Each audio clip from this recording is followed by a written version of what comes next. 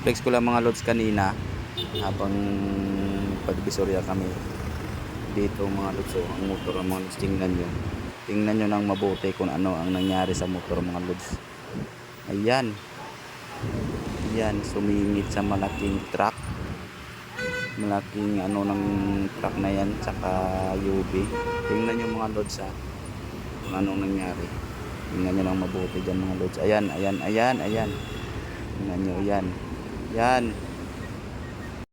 Ulitin ko lang ang video lods kung saan sumingit yung motor sa truck saka sa UV.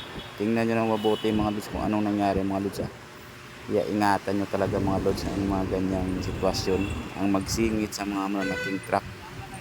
Tingnan nyo nang mabuti mga lods ayan susulpot sa gilid ko mga lods. So ayan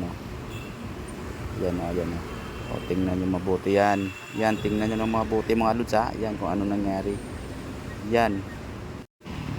Ulitin ko lang mga lods tingnan nyo mabuti ang susulpot sa gilid ko mga lods kung ano nangyari.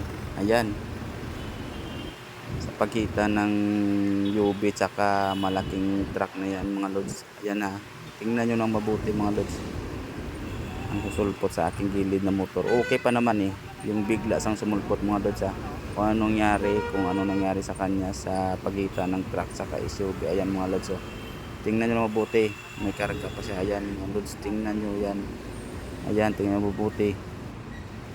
Yun mga lods, nakadiretso sila, nakatawid sila sa kabilang line.